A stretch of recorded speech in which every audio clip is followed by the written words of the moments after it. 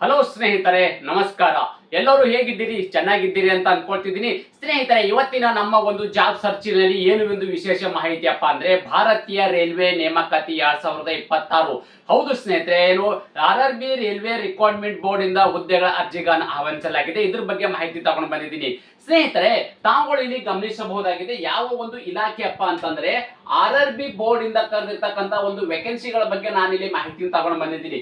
ಸ್ನೇಹಿತರೆ, ಈ ಒಂದು RRB ಇಲಾಖೆಯಲ್ಲಿ ಒಂದು ಹುದ್ದೆನ ಪಡೆದುಕೊಳ್ಳಬೇಕಾದ್ರೆ ನೀವು ಯಾವೆಲ್ಲ ಕ್ವಾಲಿಫಿಕೇಶನ್ ಹೊಂದಿರಬೇಕಾಗುತ್ತೆ, ಯಾವ ವಯೋಮಿತಿ ಒಳಗಡೆ ಇರ್ತಕ್ಕಂಥ ಅಭ್ಯರ್ಥಿಗಳು ಅರ್ಜಿ ಸಲ್ಲಿಸಬಹುದು, ಆಯ್ಕೆಯಾಗಿರ್ತಕ್ಕಂಥ ಅಭ್ಯರ್ಥಿಗಳಿಗೆ ಪ್ರತಿ ತಿಂಗಳು ಸಿಗ್ತಕ್ಕಂಥ ವೇತನವೆಷ್ಟು, ಕುಲಂಕುಷವಾಗಿ ನೋಟಿಫಿಕೇಶನ್ ವಿವರವನ್ನು ನಾನು ನಿಮಗೆ ಈ ವಿಡಿಯೋದಲ್ಲಿ ತಿಳಿಸ್ಕೊಡ್ತಾ ಇದ್ದೀನಿ. ಅದಕ್ಕಿಂತ ಮುಂಚಿತವಾಗಿ ನಮ್ಮ ಯೂಟ್ಯೂಬ್ ಚಾನಲ್ಗೆ ಮೊದಲ ಬಾರಿ ಭೇಟಿ ನೀಡಿದರೆ ಸಬ್ಸ್ಕ್ರೈಬ್ ಜೊತೆಗೆ ಬೆಲ್ ಐಕನ್ ಕ್ಲಿಕ್ ಮಾಡೋದನ್ನ ಮರಿಬೇಡಿ. ಯಾಕಪ್ಪ ಅಂದ್ರೆ ಪ್ರತಿನಿತ್ಯ ನಾವು ಕೇಂದ್ರ ಸರ್ಕಾರ ಮತ್ತು ರಾಜ್ಯ ಸರ್ಕಾರದ ಹೊಸ ಹೊಸ ಉದ್ಯೋಗ ಮಾಹಿತಿ ಕೊಡೋದ್ರಿಂದ ತಪ್ಪದೆ ನೋಟಿಫಿಕೇಶನ್ ನಿಮಗೆ ಮೊದಲಿಗೆ ಬರಲಿದೆ. ಸ್ನೇಹಿತರೆ, ಕುಲಂಕುಷವಾಗಿ ನಾವಿಲ್ಲಿ ನೋಟಿಫಿಕೇಶನ್ ವಿವರವನ್ನು ನೋಡ್ತಾ ಹೋಗೋಣ ಬನ್ನಿ.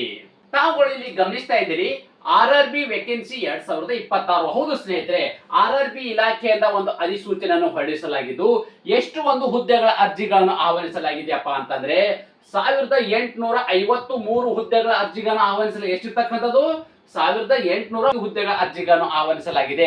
ಹಾಗಾದ್ರೆ ಯಾವೆಲ್ಲ ಒಂದು ಹುದ್ದೆಗಳ ಅರ್ಜಿಗಳನ್ನು ಆಹ್ವಾನಿಸಲಾಗಿದೆಯಪ್ಪ ಅಂದ್ರೆ ATS ಅಂದ್ರೆ ನ್ಯಾಷನಲ್ ಟ್ರೇಡ್ ಅಪ್ರೆಂಟಿಸ್, ಇವೆಲ್ಲವೂ 1853 ಹುದ್ದೆಗಳಿದಾವೆ. ಇದು ATS ಅಂದ್ರೆ ನ್ಯಾಷನಲ್ ಟ್ರೇಡ್ ಅಪ್ರೆಂಟಿಸ್ ಅಂದ್ರೆ ಒಂದು ವರ್ಷಕ್ಕೆ ಕರೆದಿರ್ತಕ್ಕಂಥ ಒಂದು ಅಪ್ರೆಂಟಿಸ್ ಟ್ರೈನಿಂಗ್ ಹುದ್ದೆಗೆ ಅರ್ಜಿಗಳನ್ನು ಆಹ್ವಾನಿಸಲಾಗಿದೆ. ಸ್ನೇಹಿತರೆ, ಎಷ್ಟೋ ಜನ ITI ಪಾಸ್ ಆಗಿ ಏನು ಕೂತ್ಕೊಂಡಿರ್ತೀರಿ, ಅಂತವರಿಗೆ ಇದು ಒಂದು ವರ್ಷದ ಅಪ್ರೆಂಟಿಸ್ ಟ್ರೈನಿಂಗ್ ಮಾಡಕ್ಕೆ ಇದು ಸುವರ್ಣ ಅವಕಾಶವಿದೆ. ಅದರಲ್ಲಿ ಬಹುಮುಖ್ಯವಾಗಿ ಯಾರೆಲ್ಲ ಒಂದು ರೈಲ್ವೆ ಇಲಾಖೆಯಲ್ಲಿ ಅಪ್ರೆಂಟಿಸ್ ಅನ್ನ ಮಾಡಿರ್ತೀರೋ ಅವರಿಗೆ ಮುಂದೆ ರೈಲ್ವೆ ರಿಕ್ರೂಟ್ಮೆಂಟ್ ಅಂದ್ರೆ ಪರ್ಮನೆಂಟ್ ಜಾಬ್ ಆಗಿ ನಿಮಗೆ ತುಂಬಾ ಅನುಕೂಲಕರವಾಗಿದೆ. ಅವ್ರಿಗೆ ಇರ್ತಕ್ಕಂಥ ಒಂದು ವಯೋಮಿತಿಯಲ್ಲಿ ಕೂಡ ಅವರಿಗೆ ಸಡಿಲಿಕೆ ನೀಡ್ತಾರೆ. ಓಕೆ, ಅವರಿಗೆ ಫಸ್ಟ್ ಪ್ರಿಫರೆನ್ಸ್ ಅಲ್ಲಿ ನೀಡಲಾಗುವುದು RRB ಇಲಾಖೆಯಲ್ಲಿ ಕೆಲಸ ಮಾಡಿದವರಿಗೆ. ಓಕೆ, ಸೊ ನೀವು ಕರ್ನಾಟಕದಲ್ಲೇ ಇರ್ತಕ್ಕಂಥದ್ದು ನೋಡಿ, ಜಾಬ್ ಲೊಕೇಶನ್ ಇರ್ತಕ್ಕಂಥದ್ದು ಭಾರತಾದ್ಯಂತ ಅಂದ್ರೆ ಕರ್ನಾಟಕ ಸೇರಿದಂತೆ ಭಾರತಾದ್ಯಂತ ನೀವು ಒಂದು ಕೆಲಸಕ್ಕೆ ರೆಡಿ ಆಗಿರ್ಬೇಕಾಗುತ್ತೆ. ಹಾಗಾದ್ರೆ ಯಾವೆಲ್ಲ ಒಂದು ಕ್ವಾಲಿಫಿಕೇಶನ್ ಅನ್ನ ಹೊಂದಿರತಕ್ಕಂತ ಅಭ್ಯರ್ಥಿಗಳು ಈ ಒಂದು ಹುದ್ದೆಗೆ ಅರ್ಜಿಗಳನ್ನ ಸಲ್ಲಿಸಬಹುದು ಅಂದ್ರೆ ಇಲ್ಲಿ ನೋಡಿ, 10th ಪ್ಲಸ್ ITI ಪಾಸ್ ಆಗಿರ್ತಕ್ಕಂತ ಅಭ್ಯರ್ಥಿಗಳು ನೋಡಿ, 10th ಪ್ಲಸ್ ITI ಪಾಸ್ ಆಗಿರ್ತಕ್ಕಂತ ಅಭ್ಯರ್ಥಿಗಳು ಹುದ್ದೆಗೆ ಅರ್ಜಿ ಸಲ್ಲಿಸಬಹುದು. ಹಾಗಾದ್ರೆ ನಿಮ್ಮ ಒಂದು ಪ್ರಶ್ನೆ ಏನಪ್ಪ ಅಂದ್ರೆ ITI ದಲ್ಲಿ ಯಾವ್ಯಾವ ಟ್ರೇಡ್ ಅನ್ನ ಹೊಂದಿರತಕ್ಕಂತ ಅಭ್ಯರ್ಥಿಗಳು ಈ ಒಂದು ಹುದ್ದೆಗೆ ಅರ್ಜಿಗಳನ್ನ ಸಲ್ಲಿಸಬಹುದು ಅಂತ ನೋಡೋದಾದ್ರೆ ಇಲ್ಲಿ ನೋಡಿ, ITI ದಲ್ಲಿ ಫಿಟರ್ ಅನ್ನ ಆಗಿದ್ರೆ ಸಲ್ಲಿಸಬಹುದು, welder, machinist, wireman, electrician, painter, plumber ಮತ್ತು ಕಾರ್ಪೊರೇಟರ್. ನೋಡಿ, ITI ದಲ್ಲಿ ಇಷ್ಟು ಒಂದು ಟ್ರೇಡ್ ಗಳನ್ನ ಹೊಂದಿರತಕ್ಕಂತ ಅಭ್ಯರ್ಥಿಗಳು ಅರ್ಜಿಗಳನ್ನು ಸಲ್ಲಿಸಬಹುದಾಗಿದೆ. ಅದೇ ರೀತಿ ಇನ್ನೊಂದು ಮುಖ್ಯವಾಗಿರ್ತಕ್ಕಂಥ ಮಾಹಿತಿ ಏನಪ್ಪಾ ಅಂತಂದ್ರೆ ವಯೋಮಿತಿ. ಅಂದ್ರೆ ನೋಡಿ, ITI 10th plus ITI pass ಆಗಿರಬೇಕು. ITI ದಲ್ಲಿ ಯಾವ್ಯಾವ ಟ್ರೇಡ್ ಅನ್ನ ಪಾಸ್ ಆಗಿರ್ಬೇಕು ಎಂಬುದನ್ನ ನಿಮಗೆ ಇಲ್ಲಿ ಮಾಹಿತಿ ಕೊಟ್ಟಿದ್ದೇನೆ. ಹಾಗಾದ್ರೆ ಯಾವ ಒಂದು ವಯೋಮಿತಿ ಒಳಗಡೆ ಇರ್ತಕ್ಕಂಥ ಅಭ್ಯರ್ಥಿಗಳು ಈ ಒಂದು ಹುದ್ದೆಗೆ ಅರ್ಜಿಗಳನ್ನ ಸಲ್ಲಿಸಬಹುದು ಅಂತ ನೋಡೋದಾದ್ರೆ ನೋಡಿ, ಏಜ್ ಲಿಮಿಟ್ ಅಲ್ಲಿ ತಾವುಗಳು ಗಮನಿಸ್ತಾ ಇದ್ರಿ, ಮಿನಿಮಮ್ ಇಲ್ಲಿ 15 ರಿಂದ 24 ವರ್ಷ ಇರಬೇಕು. ಮಿನಿಮಮ್ ಎಷ್ಟು? 15 ರಿಂದ 24 ವರ್ಷದ ಒಳಗಡೆ ಇರ್ತಕ್ಕಂಥ ಅಭ್ಯರ್ಥಿಗಳು ಈ ಒಂದು ಹುದ್ದೆಗೆ ಅರ್ಜಿಗಳನ್ನು ಸಲ್ಲಿಸಬಹುದು.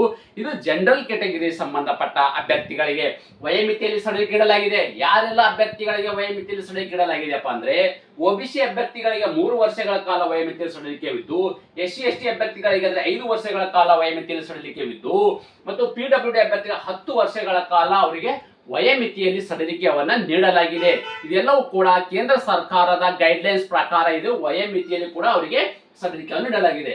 ಸ್ನೇಹಿತರೆ, ಇನ್ನೊಂದು ಮುಖ್ಯವಾಗಿರ್ತಕ್ಕಂಥ ಮಾಹಿತಿ ಏನಪ್ಪಾ ಅಂದ್ರೆ ಈ ಒಂದು ಹುದ್ದೆಗೆ ಅರ್ಜಿಗಳನ್ನು ಸಲ್ಲಿಸಬೇಕಾದ್ರೆ ನೀವು ಯಾವಾಗಪ್ಪ ಅಂತಂದ್ರೆ ಅಪ್ಲಿಕೇಶನ್ ಫೀಸ್ ಅಂತ ಇರುತ್ತೆ.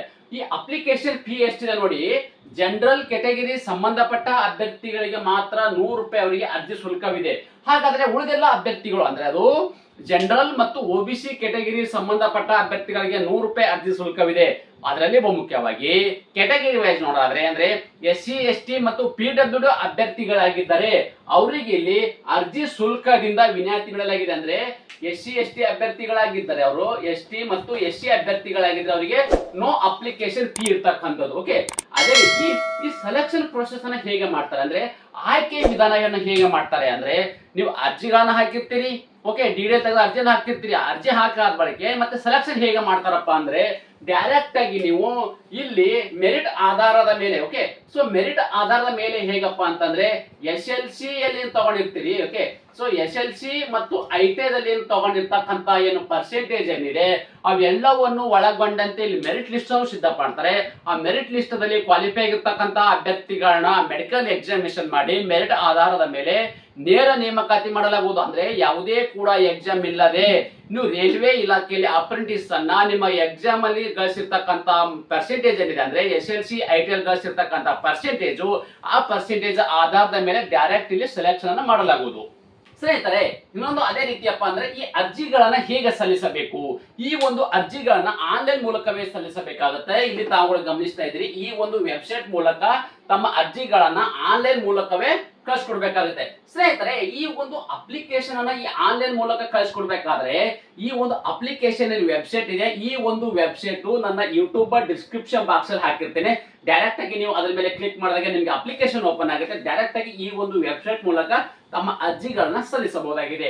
ಸ್ನೇಹಿತರೆ, ಅದೇ ರೀತಿ ಈ ಒಂದು ಅರ್ಜಿ ಸಲ್ಲಿಸಬೇಕಾದ್ರೆ ಕೊನೆ ದಿನಾಂಕ ಯಾವಾಗಪ್ಪ ಅಂತಂದ್ರೆ ನೋಡಿ, ಅಪ್ಲಿಕೇಶನ್ ಸ್ಟಾರ್ಟಿಂಗ್ ದಿನಾಂಕ 8/7/2026 ಅಂದ್ರೆ 8th ಜುಲೈ 2026 ಆಗಿ ಪ್ರಾರಂಭವಾಗಿದ್ದು ಅರ್ಜಿ ಸಲ್ಲಿಸಲು ಕೊನೆಯ ದಿನಾಂಕ 17th ಆಗಸ್ಟ್ 2026 ನೋಡಿ. ಅರ್ಜಿ ಸಲ್ಲಿಸಲು ಕೊನೆಯ ದಿನಾಂಕ 17th ಆಗಸ್ಟ್ 2026 ಇಷ್ಟು ಒಳಗಡೆ ತಮ್ಮ ಅರ್ಜಿಗಳನ್ನ ಸಲ್ಲಿಸಬೇಕು. ಅದೇ ರೀತಿ ನಾನು ಕೊಟ್ಟಿರ್ತಕ್ಕಂತ ಉದ್ಯೋಗ ಮಾಹಿತಿ ನೀವು ಇಷ್ಟಪಡುತ್ತೀರಿ ಎಂದು ಭಾವಿಸುತ್ತೇನೆ. ಈ ಉದ್ಯೋಗ ಮಾಹಿತಿ ನಿಮಗೆ ಇಷ್ಟವಾದರೆ ನಿಮ್ಮ ಫ್ಯಾಮಿಲಿಗೂ ಫ್ರೆಂಡ್ಸ್ಗೂ ಶೇರ್ ಮಾಡೋದನ್ನ ಮರೆಯದಿರಿ. ಧನ್ಯವಾದ.